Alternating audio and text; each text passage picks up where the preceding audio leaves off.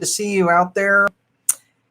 And it looks like we're live here on Facebook and YouTube. It's good to see all of you out there. And here we are. Welcome to the Landlord Daily-ish show. And yes, I say daily-ish because I have no idea how often I'll be able to do these. So we're just going to say daily-ish. All right, welcome. So it's good to see you all. And it has been, we're here on the heels of coming off of a Labor Day weekend. And here we are kicking off this daily-ish show. So it's good to see you all. For those of you got any questions, go ahead and feel free to enter them into the chat. I'm going to try to keep this somewhat short, but I've got a lot of things to talk about. And if you look at the title, it says be prepared for what's coming. And of course, there's lots of different things that are coming out in the economy and the state of real estate and things like that. And you're thinking, man, how in the world do I prepare for this?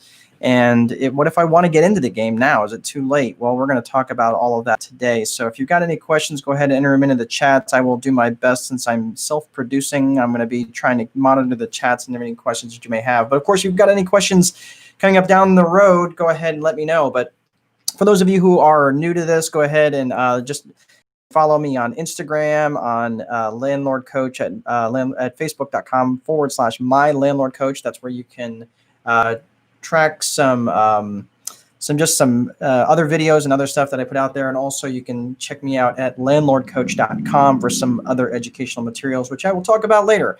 But right now I want to say, how do you prepare for this? What's going on with the economy? What are some things that you need to be concerned about? What are some things that you can do to prepare? Well, let's look at some facts, okay? And at last count, and I may be a little bit off, the government has injected $22 trillion into the economy in a very, very short period of time. So if my number is off, it may be off by $1 trillion or so, but who's counting, right? Certainly not the government.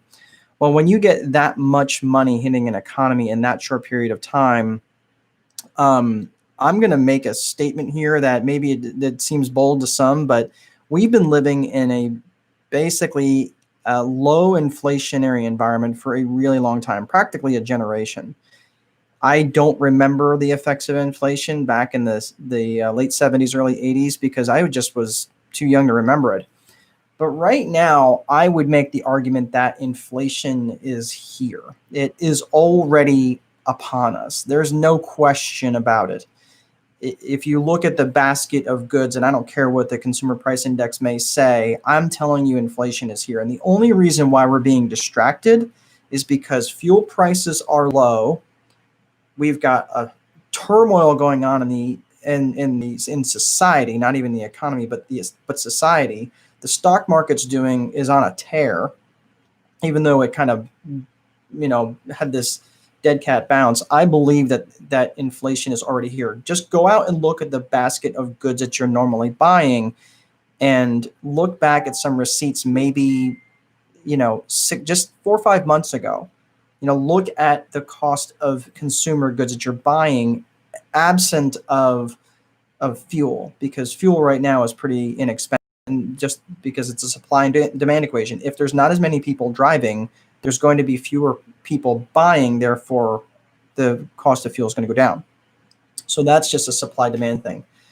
Take all that stuff out of there. I'm telling you, inflation is here. And I think, people might say that inflation is maybe 2 or 3%. By my back of the napkin, non-economic, I'm telling you, this is just my layman's way of looking at things.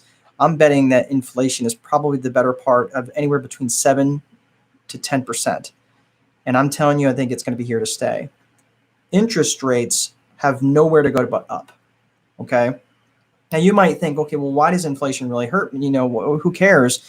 If I'm getting money and I can pay for my bills today. Well, here's the thing, especially for those of you who are on a fixed income, especially for those of you who are in real estate now and you're getting rents that are coming in now. This is the strength of real estate is it often tends to be a hedge against inflation. So if you're of the ilk where you're reluctant to raise rents on otherwise good renters, this may be a challenging time for you, because that's the hedge that you get against inflation. So inflation's out there chugging along at 5, 6, 7, 8, 10%.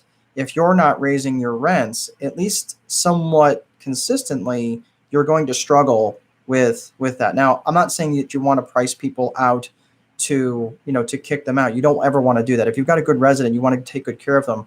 But I'm talking about just being able to maintain what you have.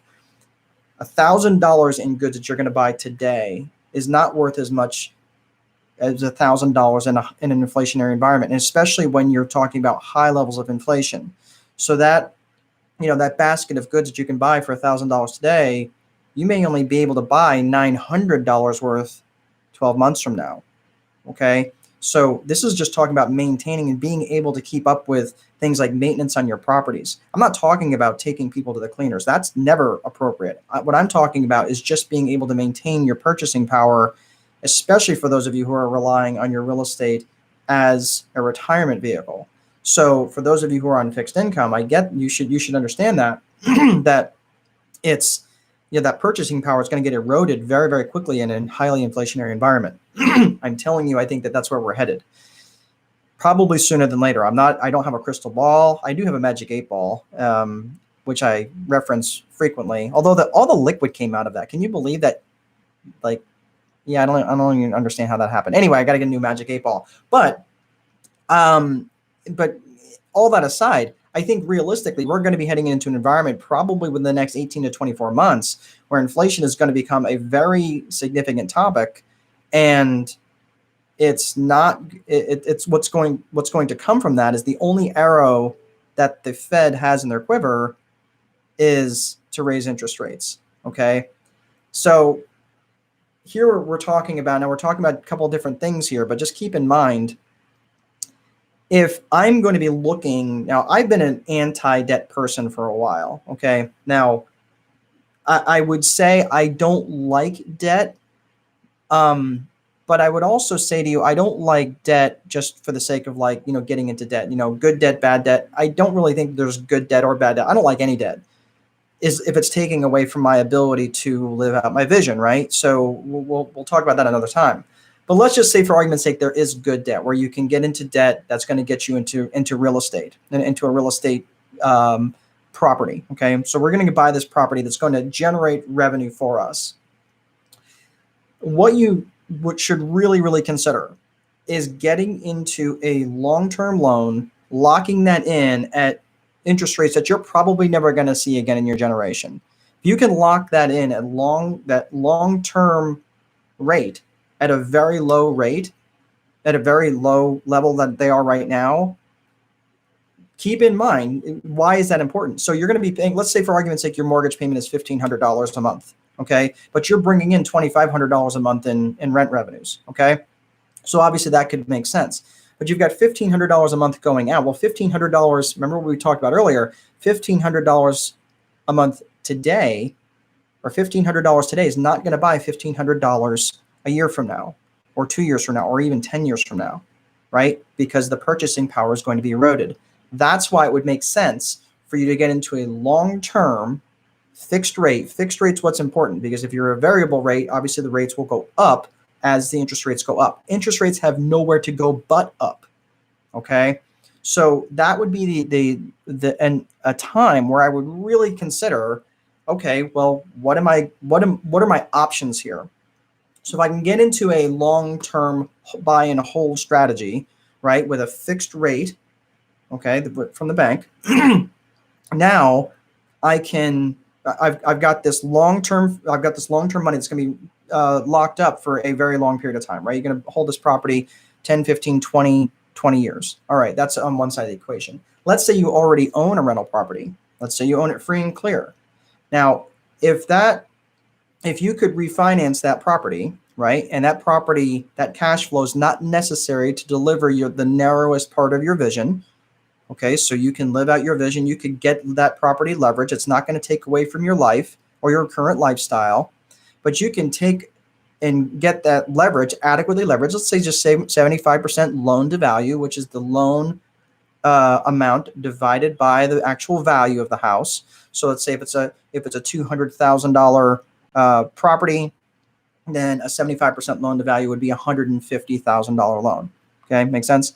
So if you could tie that in, right, and tie up that mortgage up that property, now you have $150,000 of capital that you can put to use.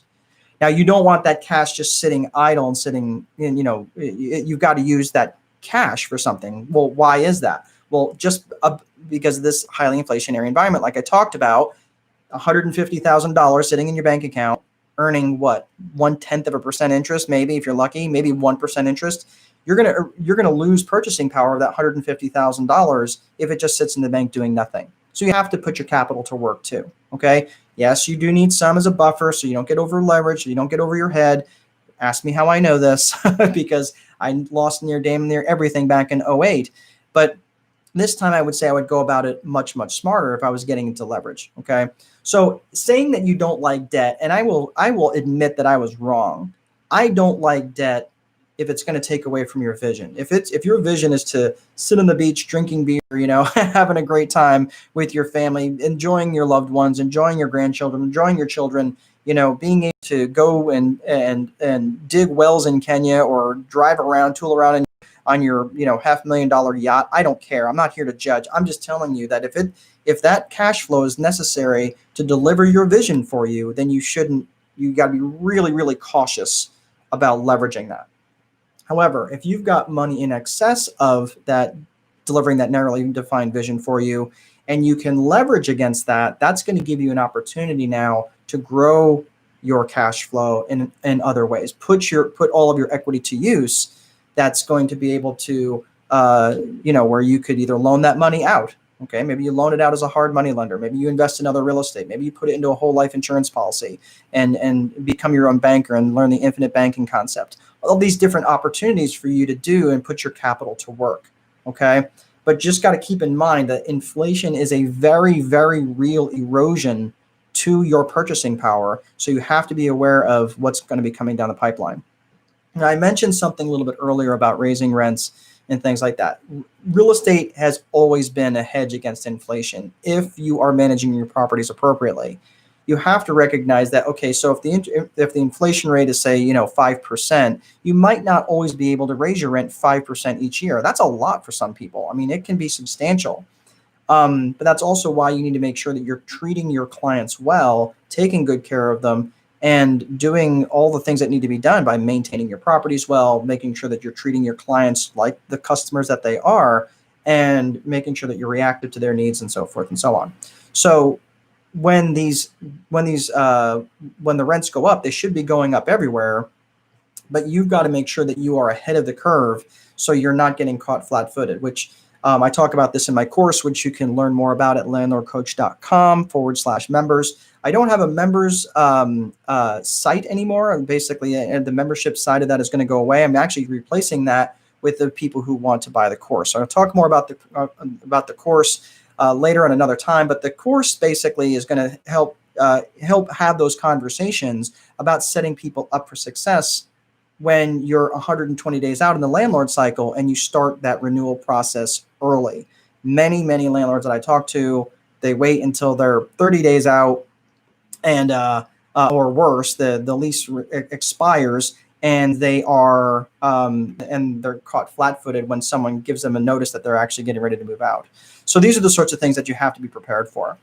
All right, so talked about a couple different topics here. I want to make sure that you are prepared for for the coming days. Obviously, there's lots of things in flux. Right now we're within 90 days of a presidential election. Of course, things are just going to be crazy, in that front for a while. There's always the October surprise. I'm hoping and I'm praying to God, honestly praying to God, that whatever happens, that on November the 3rd, that November the 4th is a peaceful day, no matter what happens. I am cautiously optimistic. Whatever happens, whoever is elected, whoever wins the election, that if there is a transfer or continuation of power, that it happens peacefully, and that we all recognize that that's what needs to happen. So that's going to be my message from now until November 4th, and actually forever. But there's a lot of fervor going on, a lot of emotion going on, and whatever visceral reaction we're having to whoever gets elected, just know that we're going to be okay.